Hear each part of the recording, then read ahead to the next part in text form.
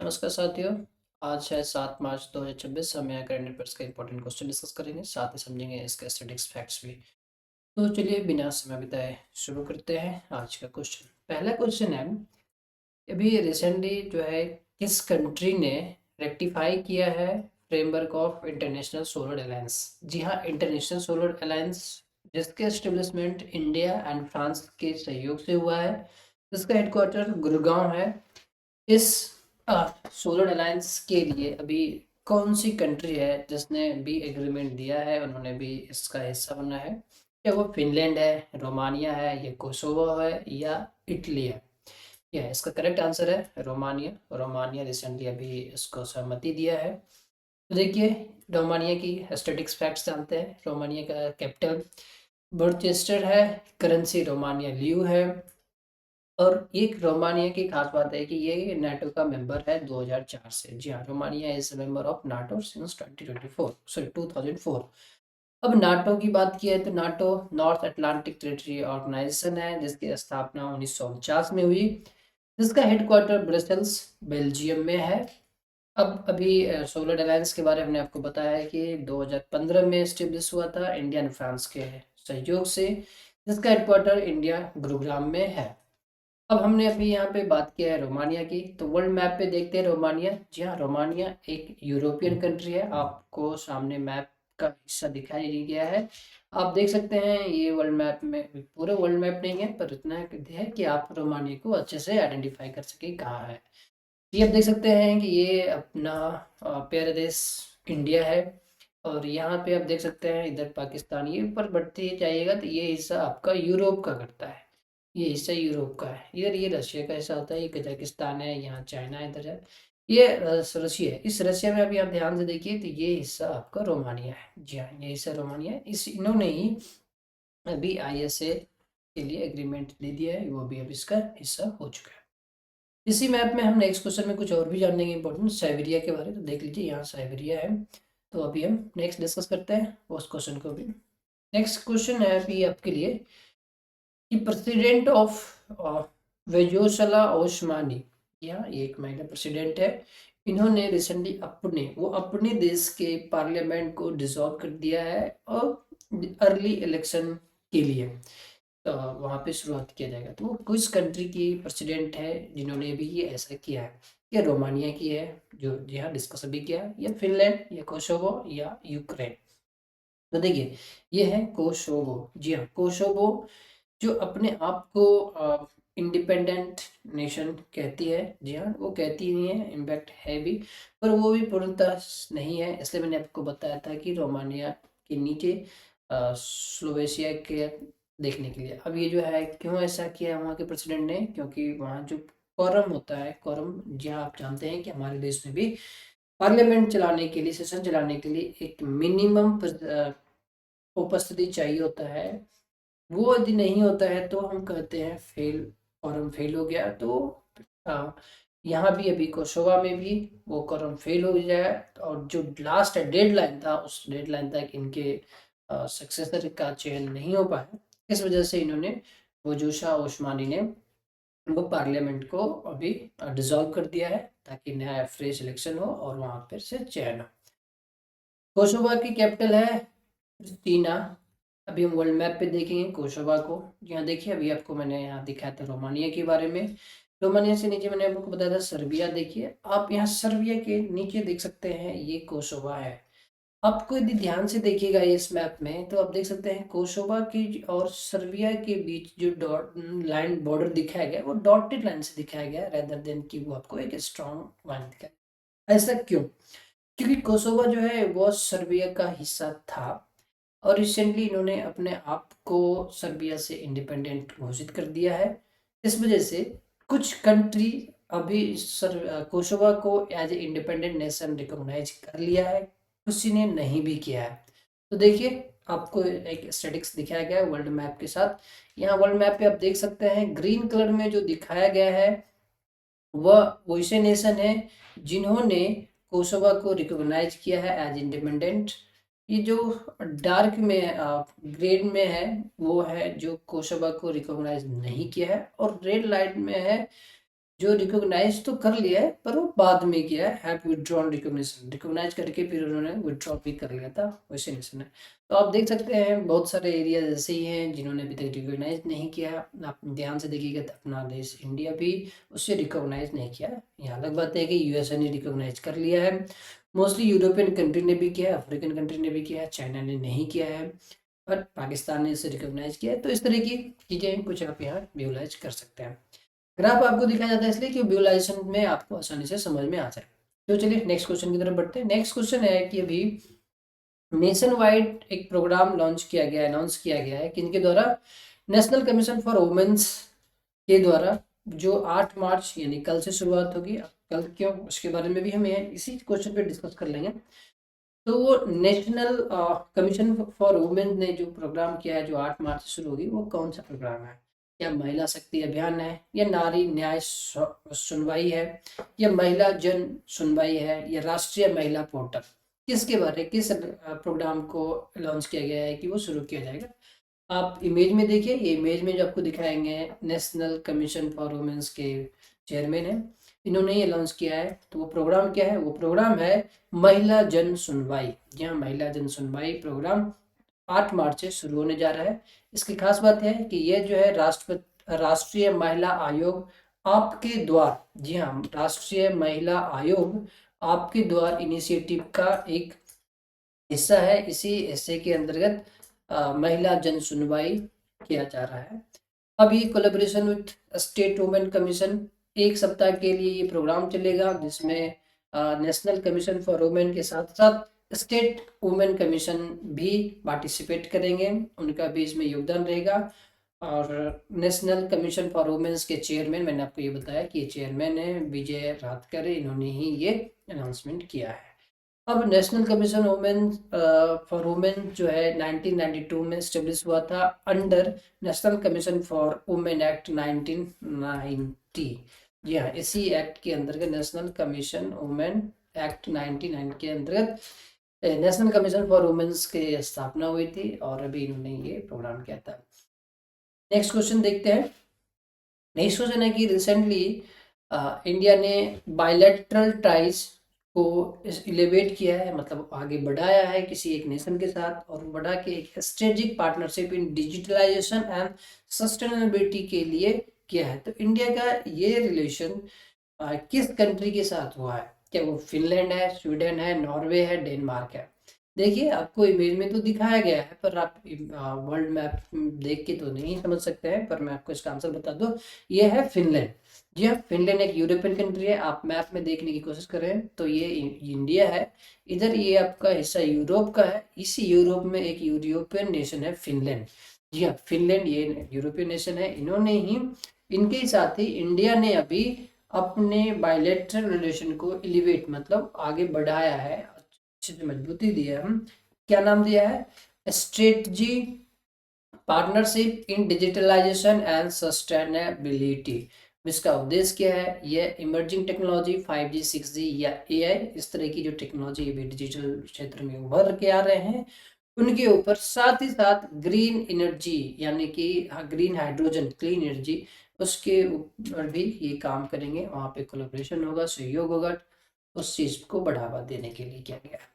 अब बात हुई फिनलैंड की। फिनलैंड की राजधानी हेलेंसिकी है, जिसका करेंसी यूरो है। अभी यूरोपियन कंट्री है तो यूरो है।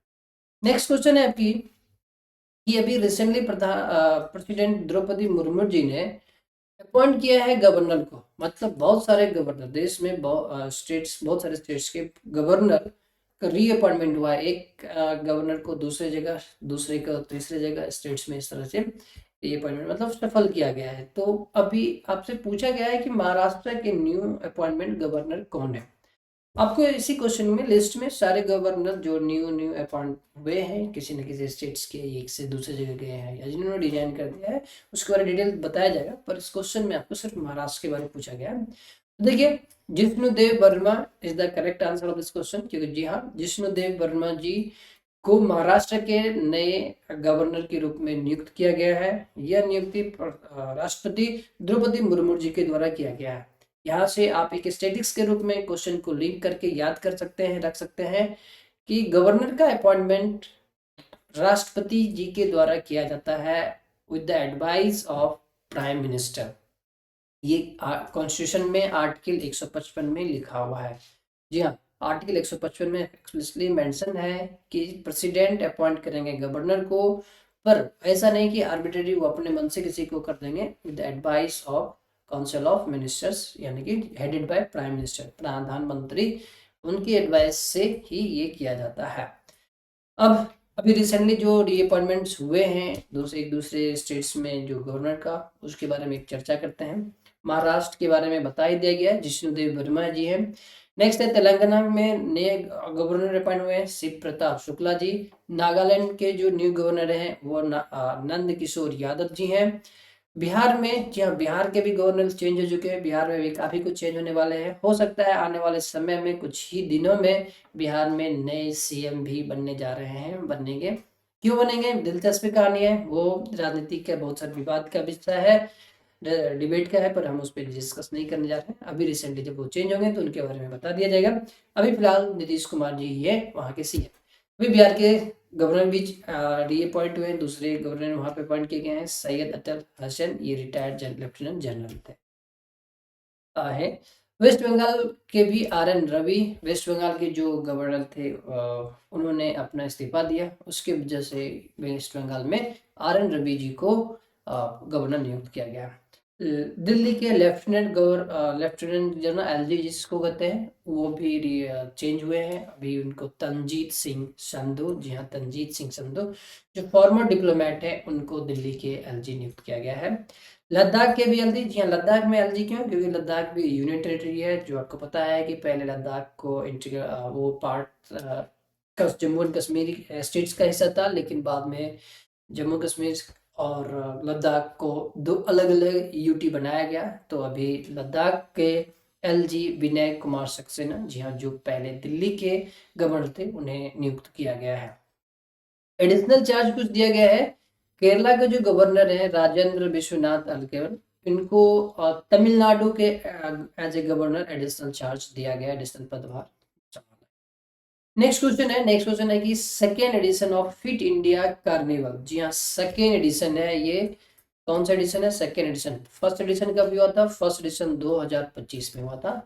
सेकेंड एडिशन का हो गया शुभारंभ, किया जाएगा। ये किस सिटी में होगा, मार्च में ही होगा, यानी कि इसी महीने होगा। तो वो कौन से शहर में होगा, तो देखिए शहर का नाम है, आपको 4 ऑप्शन दिए गए। करेक्ट आंसर है न्यू दिल्ली, जी हाँ, न्यू दिल्ली से इसका शुभारंभ होने जा रहा है। सेकेंड एडिशन है न्यू दिल्ली में, कहाँ होगा, तो जवाहरलाल नेहरू स्टेडियम न्यू दिल्ली में होगा। अब ये 3 डेज फेस्टिवल है promoting active lifestyle through sports and fitness. ये एक्टिव फिट इंडिया इनिशिएटिव ही एक्टिव लाइफस्टाइल के लिए है, तो ये किया जाएगा। अब इसमें क्या है खास बात, इसमें खास बात यह है कि ये स्पेशल फोकस करने जा रहा है वुमेन एथलेटिक्स एंड इन्फ्लुएंसर को। जी हाँ, स्पेशल फोकस होगा यू वुमेन्स एथलेटिक्स एंड इन्फ्लुएंसर। अभी देखिए यहाँ बात वुमेन्स एथलेटिक की हुआ, थोड़ी देर पहले हमने आपको क्वेश्चन में डिस्कस किया था नेशनल कमीशन फॉर वुमेन्स, वहाँ भी एक इनिशिएटिव किया जा रहा है, और वो भी 8 मार्च से ही शुरू करने वाले हैं। ये प्रोग्राम भी आपका 8 मार्च ही है। ऐसा क्या लिंक है, तो देखिए खास बात यह है कि 8 मार्च को हम annually international women's day celebrate करते हैं। जी हाँ, यानी कि कल के लिए एक करंट अफेयर्स यहीं से आपको तैयार हो गया है कि 8 मार्च को हम इंटरनेशनल वुमेन्स डे सेलिब्रेट करते हैं, जो कि कल है। तो चलिए नेक्स्ट क्वेश्चन की तरफ बढ़ते हैं। नेक्स्ट क्वेश्चन है कि किस ऑर्गेनाइजेशन को as a nodal agency for drone security के लिए, drone security in India designated किया गया है। क्या वो बीएसएफ है, सीआरपीएफ है, सीएसएफ है, एनएसजी है। BSF border security force, CRPF central reserve police force, CSF central industrial security force, NSG national security guard. इसका करेक्ट आंसर है CISF central industrial security force. इसकी यही इसी को एज ड्रोन सिक्योरिटी का नोडल एजेंसी बनाया गया, डिजिग्नेट किया गया है।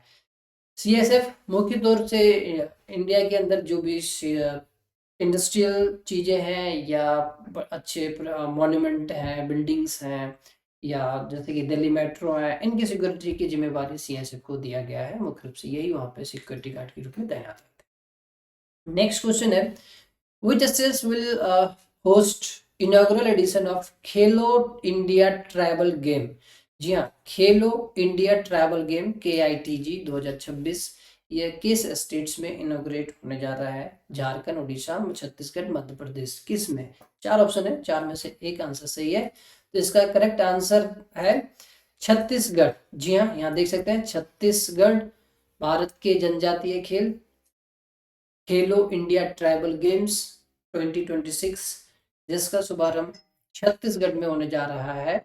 ये आपको इस क्वेश्चन का इंपॉर्टेंट चीजें हैं छत्तीसगढ़, क्योंकि छत्तीसगढ़ मोस्टली बहुत सारा देश का सबसे ज्यादा ट्राइबल या फिर वहाँ का सकते मोस्ट अफेक्टेड स्टेट्स भी है। और अभी हमारे देश के गृह मंत्री अमित शाह जी ने ये भी कहा है कि अब देश में नक्सल मुक्त बनाया जाएगा, ई मार्च 2026 डेडलाइन दिया गया है। तो देखिए क्या होने जा रहा है, बहुत कुछ इसमें काम हो चुके हैं। अब ये चूंकि स्पोर्ट्स से रिलेटेड है तो स्पोर्ट्स मिनिस्टर कौन है? डॉक्टर मनसुख मांडविया जी हैं। इन्होंने ही इसके बारे में अनाउंसमेंट किया है। इस खेल का खास बात है कि इसमें 7 स्पोर्ट्स हैं जिसपे मेडल प्रोवाइड किया जाएगा। कौन कौन से हैं? क्रिकेट नहीं है, निश्चित तौर पे क्रिकेट नहीं है। तो हैं कौन कौन से? एथलेटिक्स है, फुटबॉल है, हॉकी है, वेट लिफ्टिंग है, आर्चरी है एंड स्विमिंग है एंड रेसलिंग है। ये 7 गेम्स है, इंपॉर्टेंट है, एग्जाम के लिए पूछे जाने के हाईएस्ट चांसेस है। नेक्स्ट क्वेश्चन की तरफ बढ़ते हैं कि अभी रिसेंटली जो है इंडिया ने 2020, जी हाँ 2020 के एक MOU को रिन्यू किया है। वो MOU किसके बेस है? वो है इन्वायरमेंट कॉपरेशन के आधार और इन्वायरमेंटल कॉपरेशन के बेस एक MOU जो 2020 में साइन किया गया था उसको रिन्यू किया गया है। तो अभी ये किस कंट्री के साथ किया गया है? पहला क्वेश्चन। दूसरा, इसको इनॉग्रेशन में कौन, क्वेश्चन जो है पूछा गया है कि कौन से मिनिस्टर पार्टिसिपेट किए थे। आपको इमेज में दिखा जा रहा है, इमेज में आप देख सकते हैं ये इस साइड इंडिया की तरफ से हैं, ये आपके दूसरे कंट्री की तरफ से है। निश्चित तौर से आपसे वो किस कंट्री के साथ हुआ है उसको भी डिस्कस करेंगे। तो यहाँ देखिए ये हमारे देश के प्रधानमंत्री नरेंद्र मोदी जी हैं और ये मिनिस्ट्री, इस मंत्री के बारे में पूछा गया है ये कौन है। तो आपको निश्चित तौर पे अमित शाह है नहीं, भूपेंद्र यादव भी नहीं है और मनसुख मांडविया भी नहीं। देखिए भूपेंद्र यादव आपको कंफ्यूज करने के लिए दिया गया है क्योंकि इन्वायरमेंट मिनिस्टर भूपेंद्र यादव है। तो यहाँ पे ये करेक्ट आंसर है कीर्तिवर्धन सिंह। जी हाँ, कीर्तिवर्धन सिंह जी ने ही इसको किया है। ये कौन है? Union minister for states for environment, forest and climate change है। अब ये फोकस एरिया क्या है? Pollution control, waste management, climate, ये सब इसी के ऊपर ये किया जाने वाला। तो देखिए रिसेंटली इन्होंने कर लिया है। अब हम नेक्स्ट क्वेश्चन की तरफ बढ़ते हैं। नेक्स्ट क्वेश्चन तो अपना है नहीं, आज यही है अभी आपसे आज के लिए इतना ही। फिर हम मिलेंगे अगले वीडियो में। आप हमें कमेंट में बताइए इसमें जितने भी करंट स्टेट्स में गवर्नर अपॉइंट हुए हैं उन सारे गवर्नर के और सारे स्टेट्स के CM कौन है और साथ ही वहाँ के राज्यसभा और लोकसभा में कितनी सीट्स हैं। तो चलिए फिर हम मिलते हैं अगले दिन नए क्वेश्चन के साथ।